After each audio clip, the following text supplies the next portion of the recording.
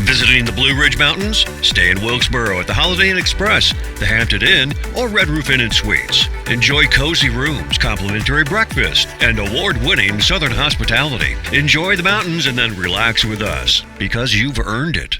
Closed captions for this episode of Life in Wilkes is brought to you by Deal Insurance Agency in Wilkesboro, an award-winning, experienced, family-owned and operated agency with service and coverage that goes above and beyond expectations. Join us on a captivating journey as we explore the charm, history, and vibrant culture of Wilkes County. Discover the hidden gems, inspiring stories, and remarkable people that make Wilkes a place worth knowing and celebrating. Join us now and experience the unique essence of Life in Wilkes. Good morning, Heather Murphy. How are you? I'm great, Carl White. How are you this morning? I'm doing great. You know, the weather's really nice now, isn't it? We've had a warm summer. Fall is coming.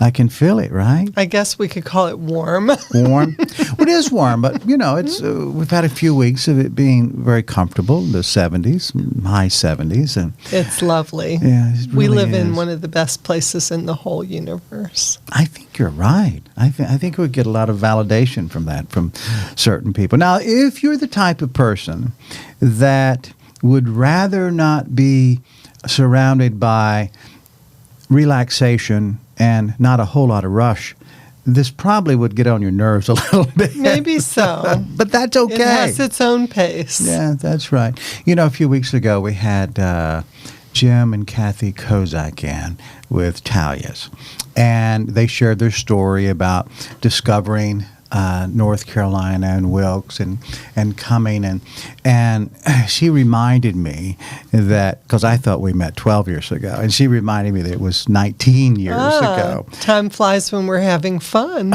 It really does. But here was the cool thing. So as Jim and Kathy shared their story, and it was a little emotional because they both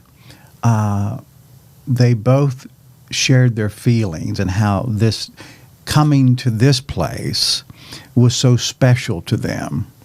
And in doing that and sharing their story, people who watched it, they made the most amazing comments. Mm-hmm. And I think there's something to that, don't you? I agree. I remember my first trip here. Well, tell us, how'd that happen? My parents had moved here. My father was working for Northwestern Bank, and I was in college in Ohio, and I came home for Christmas vacation.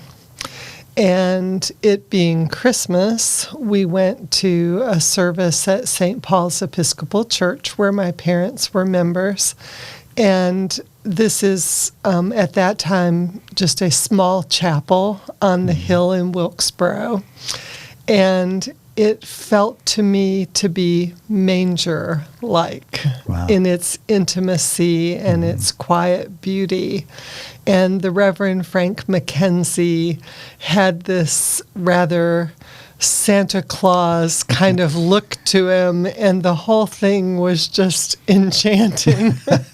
And I do consider that place to be what is often referred to as a thinner place, where the barriers between God and people are more thin, a spiritual, I love that. Thin place. I love that. That's not thin as in not substantive, but the separation is less. Exactly. And the world needs as little separation as possible. Oh, you've got that right. Well, we can't leave that alone, or at least I can't, because you said he looked Santa Claus-ish. Was it just because of the time of the year, or is that a general? No, that was how he looked. And all he needed was a red suit to pull it off.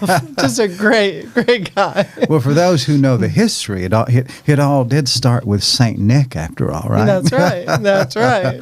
I love that.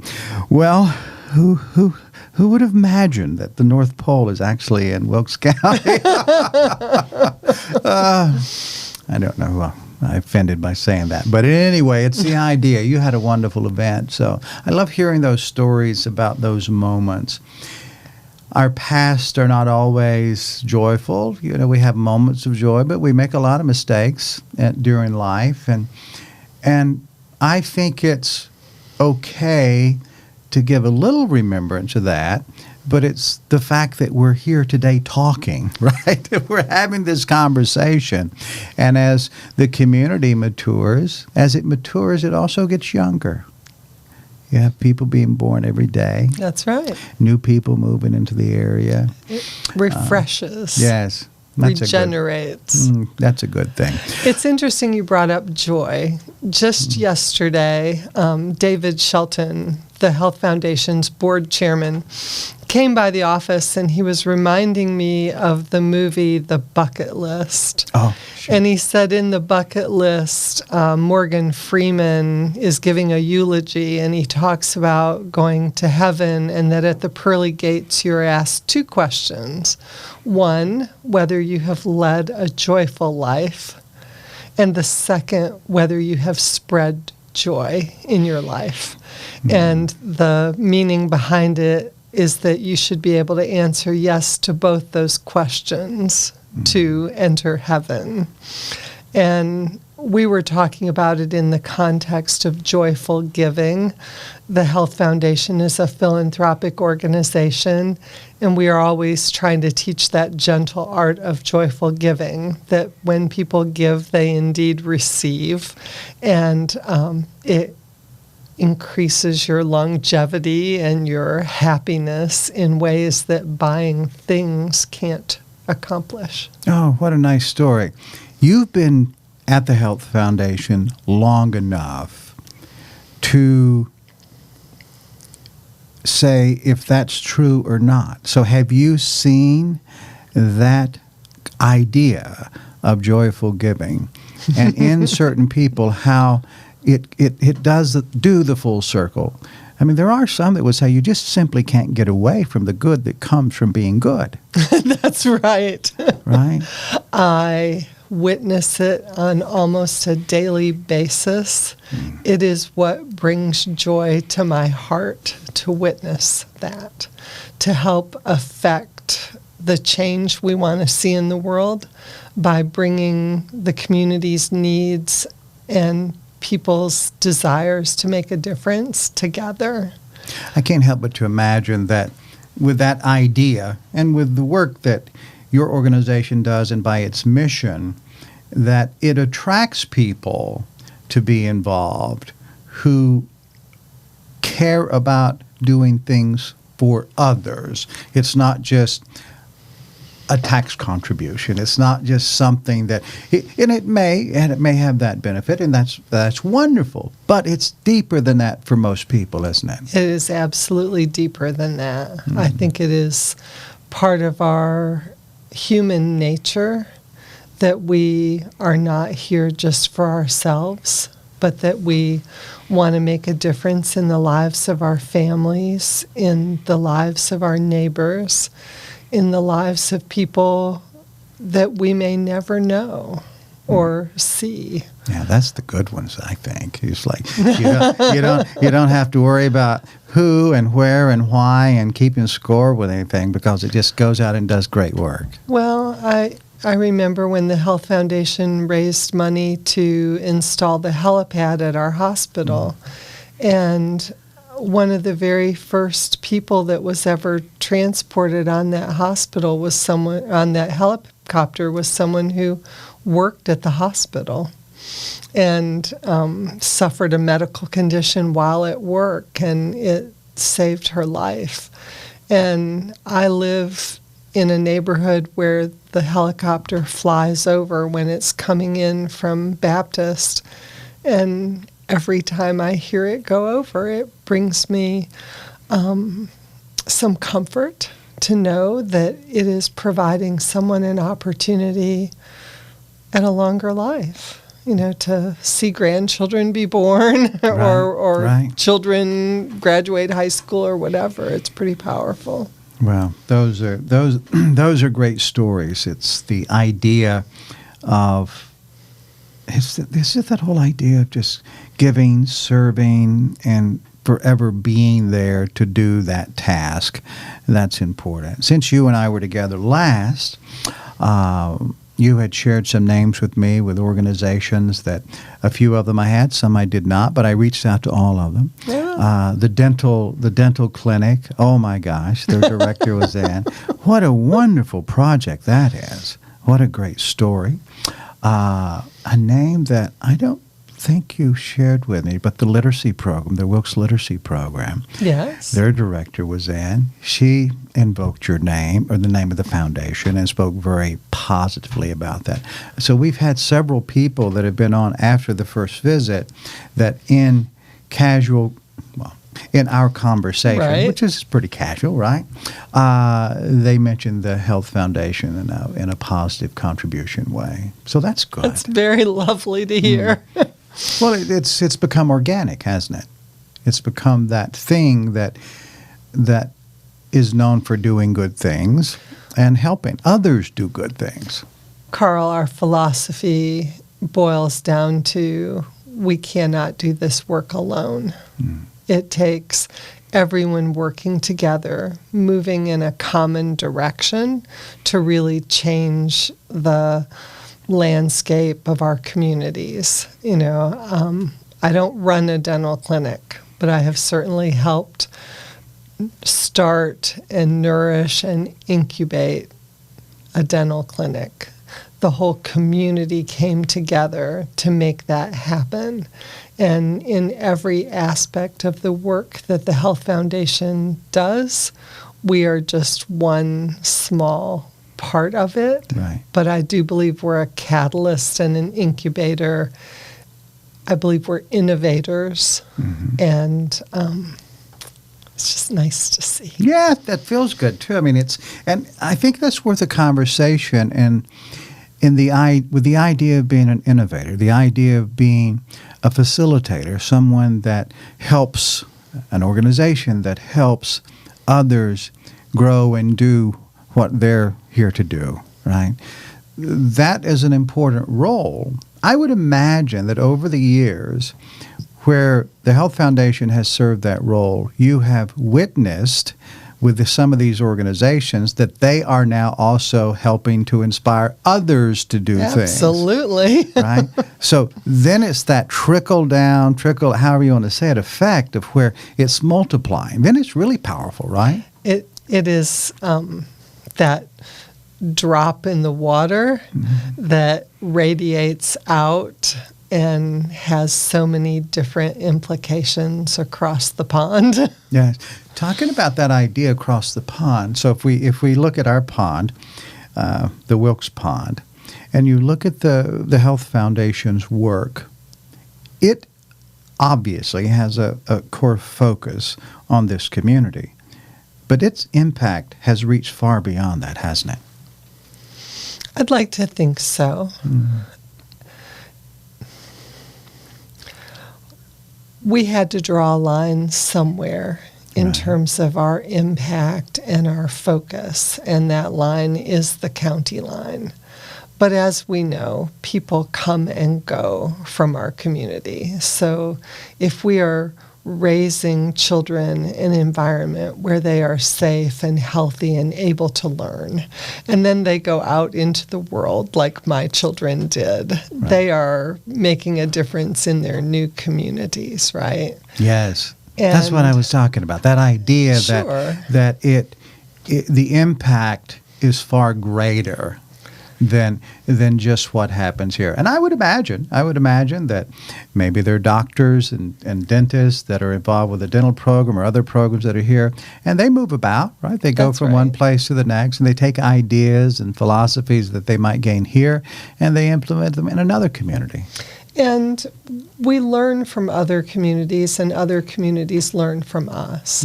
So if you take a project like the Opioid Response Project, we were one of 10 communities across North Carolina that worked with UNC Chapel Hill School of Government for a period of 2 years on how we might address the opioid crises in our communities. Same problem, different communities presenting in different ways, but we learned how other communities were doing their work, and they learned how we were doing our work, And in many respects, I feel like the work we're doing in Wilkes County is a model for not only the state, but for the country. Because you cannot solve an opioid crisis with any single person, program, or project. It takes all of the things working together. Everyone working in collaboration. Have you begun to get wind of some of those other communities or other areas around the Carolinas or the nation who have been inspired by some of the programming that you're involved with here?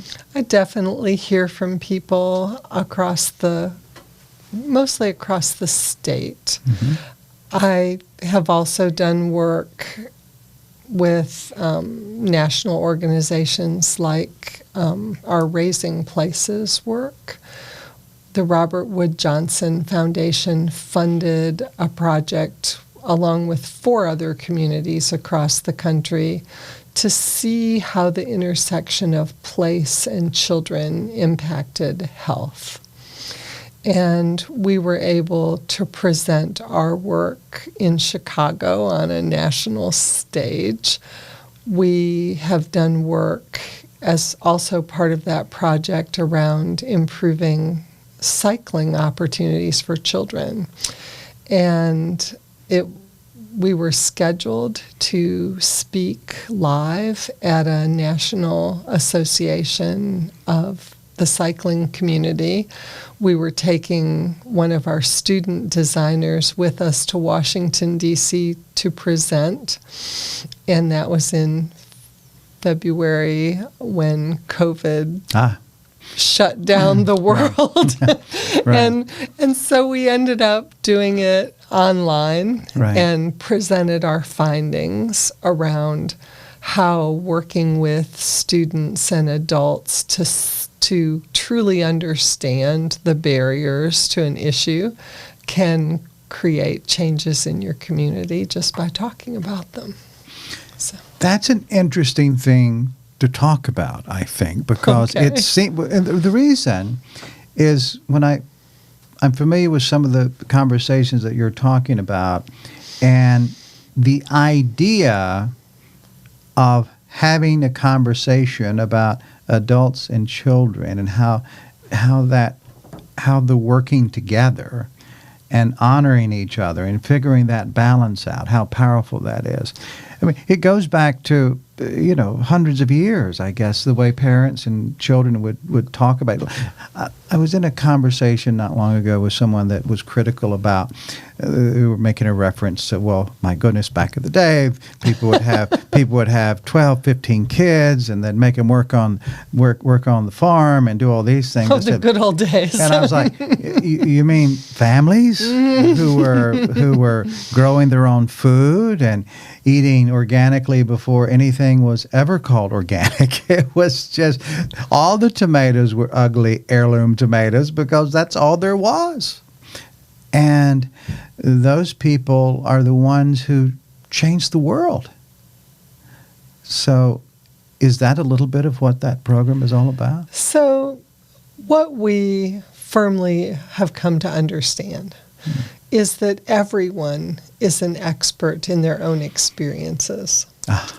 And when we learn from those experiences, if we are open-hearted and open-minded enough to hear people's stories, and that is what you do for a living, but if we are open-minded and open-hearted enough to hear their stories, and we can find the common themes and even the common dreams from those stories, then we can create solutions to our community's problems that are rooted in what people really want and need, and not what we think people want or need.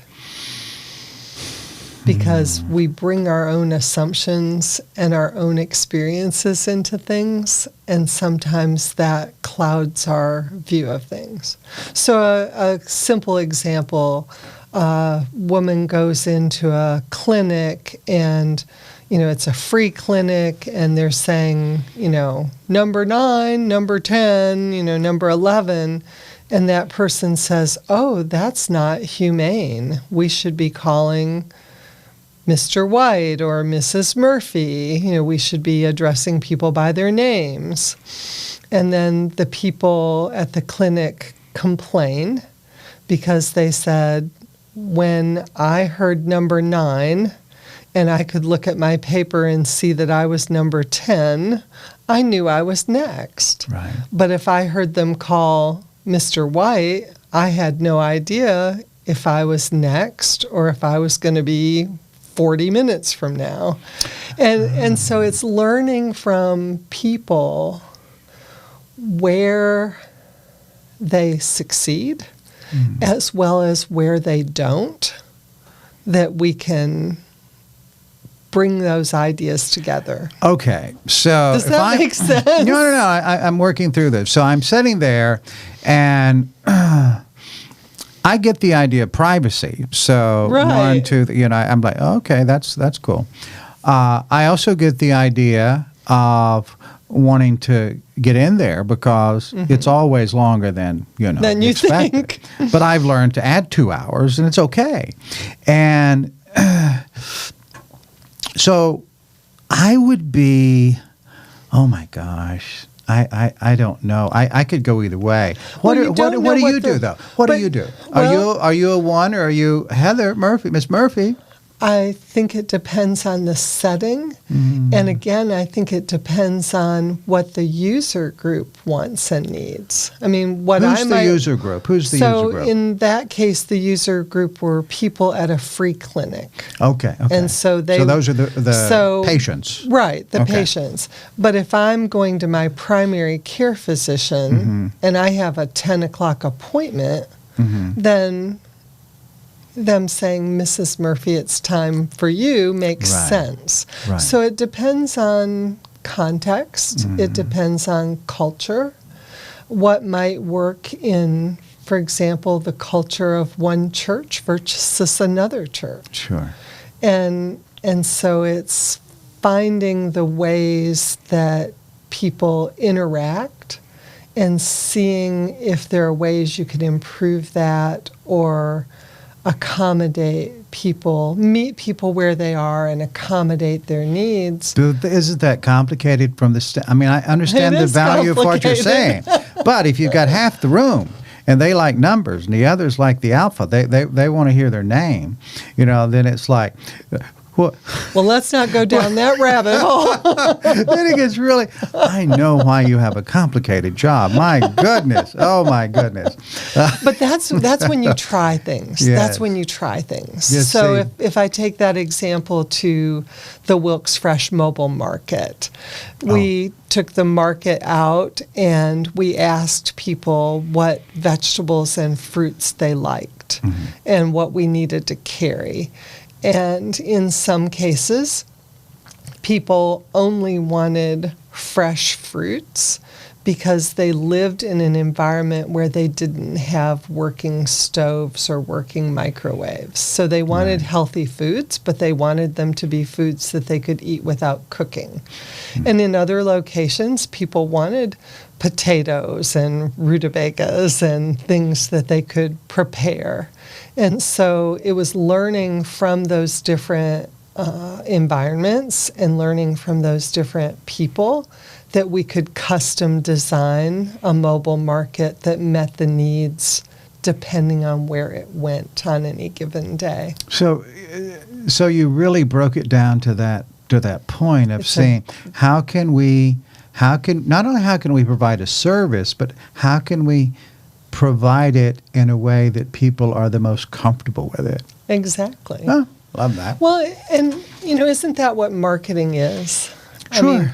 Marketing is meeting the needs of people, real people.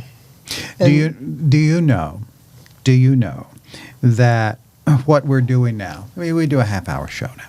Sometimes it goes a little more, seldom a little less, right? There are people that say that humans only have a 30 or 60-second attention span.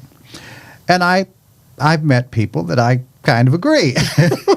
But that's not who I spend my time with. Mostly talk because, they would have a really difficult time talking with me because I want to have a conversation. I've discovered that most people that I talk to, they definitely enjoy a conversation. Maybe the other people, maybe my brain just does not have me invite people that can only deal with 30-second sound bites. Well, in our work, we are trying to talk with people who may have never been asked what they think. Wow. They've never been listened to.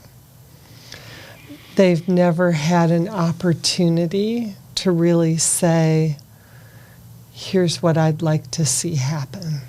Mm-hmm. And that is because we sometimes design programs or projects based on what we think people want or what we think people need without first listening to their stories. And one of the most powerful parts of our work is encouraging people to tell their stories so that we can learn and really hear what they are saying. It takes a moment for that, doesn't it? Well, one of the things that we always say, and I had an interesting conversation about this a couple weeks ago. I used the word criticism in a sentence, and someone said to me, we do not use the word criticism. We use the word feedback because feedback is a gift. Well, I say that all the time, that feedback is a gift, but I always add to that, we want to hear what we are doing well. That is a gift. But the bigger gift is to tell us how we can improve, because we cannot solve problems unless we know they exist. Sure. And feedback that is about making something better, another word for that is criticism, and it is okay to invite criticism. It's the truth and then the bigger truth, right? That's right. I never will forget an interview I did years ago, maybe 15 years ago now. Patrick Nagel, I think he was, I don't remember what administration he was, but he was speaking at an event in Charlotte that I was at, and I had an opportunity to interview him. And we talked, and he used an expression that after he told me what it meant, well, after he said it and I went home and looked at the dictionary, what it meant, then I was like, I knew that, but I'd forgotten. And he said, and I said, so do you feel like that this policy, I don't remember what it was now, but do you feel like this policy is the right way to go? And he says, well, Carl, we've taken a cogent inventory. A cogent inventory. So, of course. And, well, he told me what they did. He was quite confident at that. And I was like, well, what the heck does that word mean? And then, it just means all-encompassing. They've just absolutely looked at every piece of it. There's nothing more conclusive than how that look would be. We hope so. Yeah. Well, it wasn't a point of saying he was right or wrong. It was, I just wanted what the word meant. I was like, they believe that they looked at everything, every point, and every possibility. So there are different kinds of research, though. Yes. And so that empathy research, where you are really putting yourself in someone's shoes and understanding their obstacles and where they are coming from, can really be much more insightful than any kind of checklist that we have marked all the boxes. Again, if you assume that someone is poor because they are poor money managers, you may have never actually watched them try to squeeze a nickel to make sure their family gets fed. Sure. Some of the finest financial minds in the country are probably people trying to stretch their grocery bill. Of course. So there are many, many problems that face humanity that are common to more people than not. It's just, the house you live in might look different, but those difficult things, everybody faces them to a degree. But the way that one person may look at it and what their comfort and society baseline is with somebody else. It could be entirely different. I think it might be different if you look at a family that has 4 children and then an individual, that's just out on their own. And do I spend my money to go for this nice dinner or get those drinks with friends, or that person doesn't have to decide, do they do that or do they feed their children? So there are those different situations. Well, and we find people who have to choose who eats dinner tonight. Wow. And we meet families who have to choose whether they are going to take their medications or buy groceries. And those are not easy decisions to make, and they're not decisions that we want anyone to have to make. So these are heavy thoughts, aren't they? Yes. Yes. Well, I'm glad. The joy's in the solving. Yes, that's right. There is a good thing to this. And that's a point I want to make, is that, you asked if I witness joy. People do not give to problems. People give to solutions. Yes. And so the Health Foundation is solutions-based. It is asset-based. I like to use the example of Apollo 13, where the astronauts literally had to fit a round device into a square hole in order to get their oxygen and return to Earth.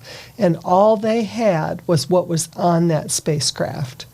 But they had connections to people at NASA who took everything they had and tried again, and then said, okay, here's what you do. This is how we're going to bring you home. Well, Apollo 13 came home. Right. And Wilkes County has so many assets. We have everything we need to build a vibrant, beautiful, healthy community. So we just have to have the people putting the parts together. Are you suggesting that Wilkes County could have a tagline, Wilkes County, home of Apollo mission success? Right? It's that idea, though, right? It is the idea that we have to look at our abundance. Yes. We have to look at our strengths. We have to look at what we have and not at what we don't have, And that's where we build upon. And we build upon our assets. Yes. I've got that Apollo movie stuck in my head now. That's a great analogy, though. I love that. But it's a true story. Of course. It's a true story of making do, and not just making do, but to a successful conclusion, of which, going through it, you didn't know if you're going to live or die. That's right. I mean, it was that serious. But it was a custom-designed solution where everybody worked on that common problem together. And that's how it worked. It was very time-sensitive, too. Yeah, that's great. Speaking of time-sensitive, here we are again at our magic hour. Can you believe it? Everybody always says, that just seemed like a couple of minutes. It's like a half hour's gone by already. Well, that's good. Well, I guess you'll have to come back and talk about more things, Heather. Doggone, you get into these thoughtful conversations, and I think it's important for us to do that. Do you believe that that's important? That we as a people, not just in Wilkes, but we as a people of the populace of the world, that we are better when we converse? Absolutely. I think the magic of the work that I do with the Health Foundation is completely rooted in connection and conversation. It's the magic sauce. Ah, that's great. Heather Murphy, good to see you again. So delightful to see you too. Thank you, Carl. Oh, that's great. Thank you for spending time with us on Life in Wilkes. We value you as a viewer and appreciate when you share the show with your friends and family. Be sure to bookmark our channel and join us again on the next episode of Life in Wilkes.